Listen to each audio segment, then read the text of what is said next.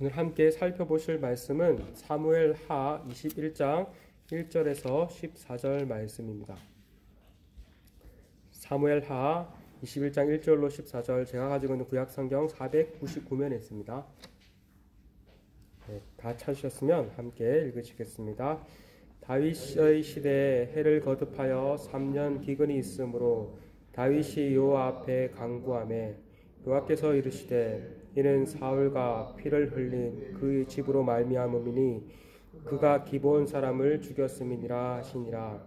기브온 사람은 이스라엘 족속이 아니요 그들은 아모리 사람 중에서 남은 자라. 이스라엘 족속들이 전에 그들에게 맹세하였거늘 사울이 이스라엘과 유다 족속을 위하여 열심히 있으므로 그들을 죽이고자 하였더라. 이에 왕이 기브온을 죽이고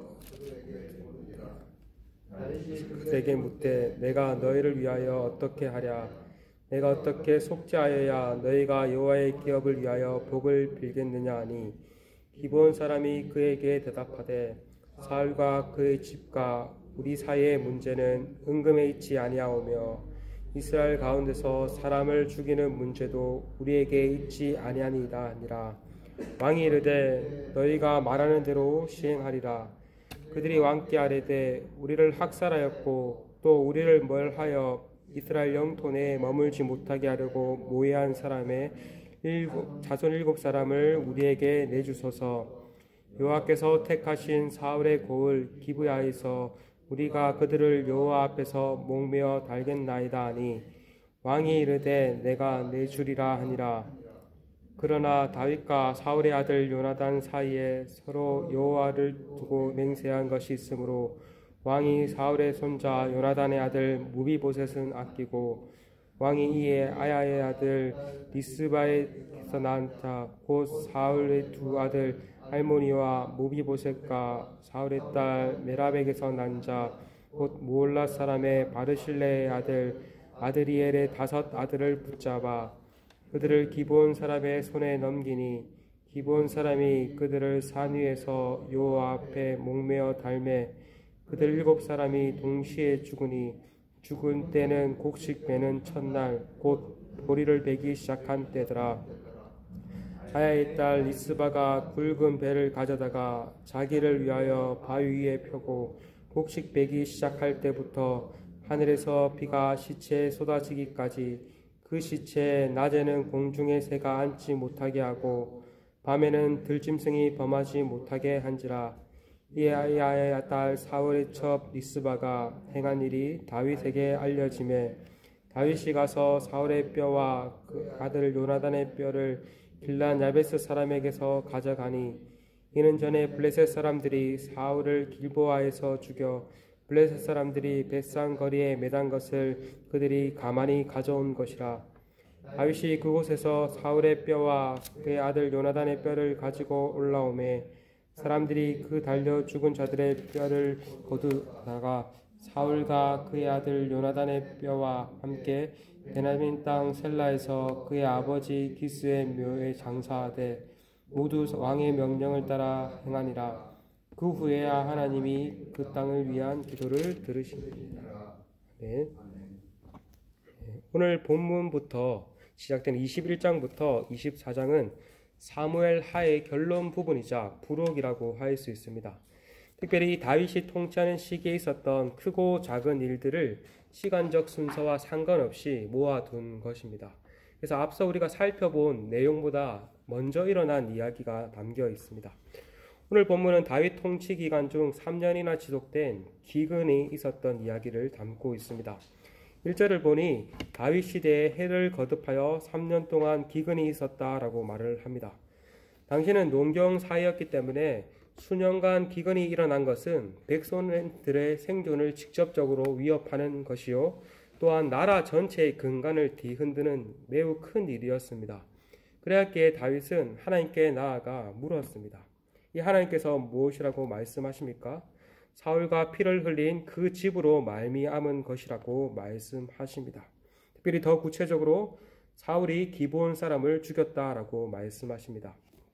즉 이스라엘 땅에 일어난 3년간의 기근은 사울과 그 집안의 죄로 인한 하나님의 심판이었던 것입니다. 여기서 사울이 기브온 사람을 죽였다라고 말을 하는데 이곳 외에 사울의 이야기를 기록된 성경에서 사울이 기브온 사람을 죽였다라는 내용이 나와 있지는 않습니다. 여호수아서 9장을 보면 이스라엘과 기브온 사람들이 언약을 맺는 내용이 나옵니다. 이스라엘이 가나안 땅에 들어가 여리고성과 아이성을 점령하였고 이 소식을 들은 가나안 사람들이 연합 동맹을 맺기 시작합니다. 그래서 이스라엘을 치고자 합니다. 반면 기브온 족속들은 거기에 동참하지 않았고 이스라엘과 하친을 맺는 편을 택합니다. 그들은 가나안 땅이 아닌 다른 먼 곳에 온 족속으로 위장하여 이스라엘과 하친을 맺는 데 성공합니다. 여호수아서 9장 15절에 이렇게 말합니다. 여호수아가 곧 그들과 하친하여 그들을 살리라는 조약을 맺고 회중 족장들이 그들에게 맹세하였더라. 하친 조약을 맺은 후 그들이 가나안 족속 중 한 족속이었다는 사실이 밝혀지지만 하나님 앞에서 언약을 맺었기에 이스라엘 백성들을 그들을 함부로 대하지 않습니다. 그런데 사울 통치기에 사울은 지나친 민족주의에 사로잡혀 기브온 족속과 맺은 언약을 깨고 그들을 학살하였습니다. 무참하게 그들을 죽였던 것입니다. 이러한 사울의 행동은 하나님과 맺은 언약을 반하는 행위요, 이것은 하나님을 업신여기는 행동이었습니다. 이처럼 사울은 하나님의 말씀에 직접적으로 불순종하였을 뿐만 아니라 이렇게 간접적으로 하나님의 언약을 무시함으로써 하나님 보시기에 악한 행동을 하였던 것입니다. 이에 대한 심판으로 하나님은 이스라엘 땅에 3년 동안 기근을 내어주셨습니다.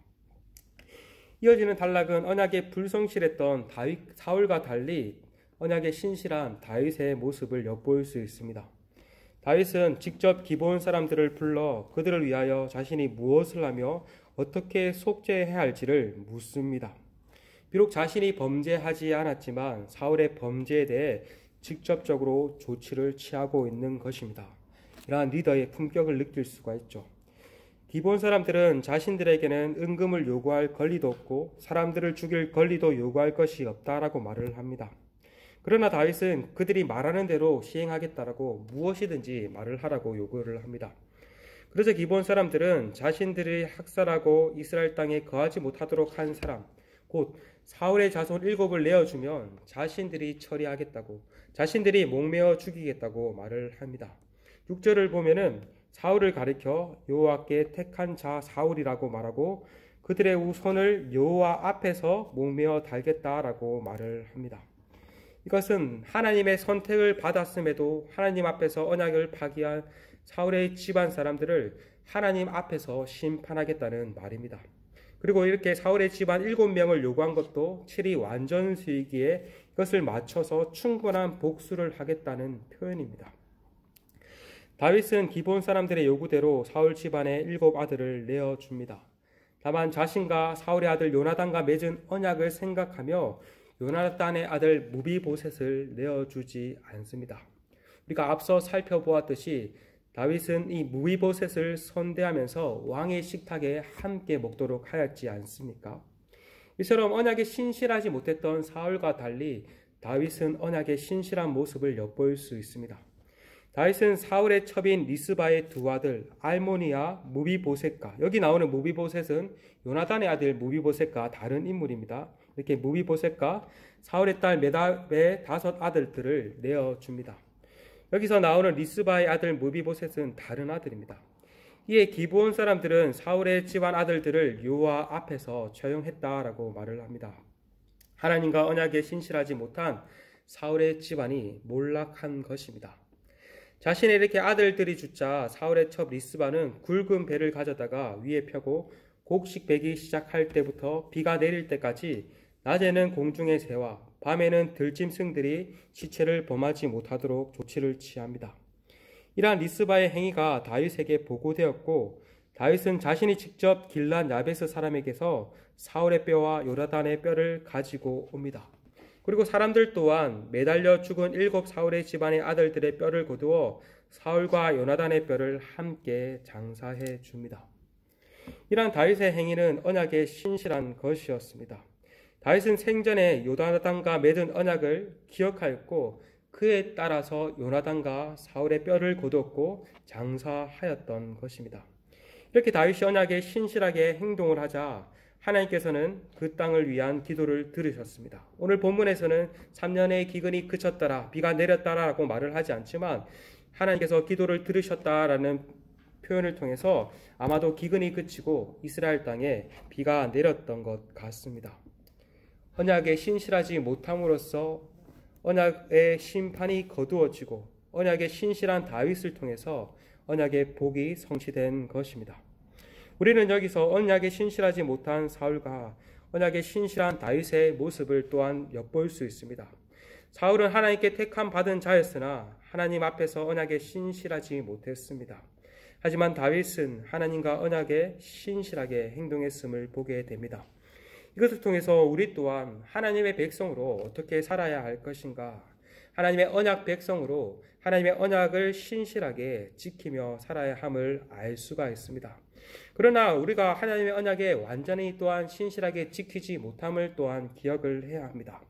그렇기 때문에 언약에 신실하지 못한 우리를 위해서 하나님께서 자신의 아들 예수 그리스도를 내어주심으로써 예수님께서 언약에 완전하게 신실하게 행동하심으로써 그분을 믿는 우리에게 하나님은 또한 우리를 긍휼히 여기시고 언약의 저주를 내리시지 않으시고 우리에게 복을 내려주신 것입니다. 오늘도 우리가 예수님을 통해서 긍휼함을 받은 우리가 또한 하나님의 백성으로서 언약에 더욱더 신실하며 살아가는 우리 모두가 되시기를 간절히 소망합니다.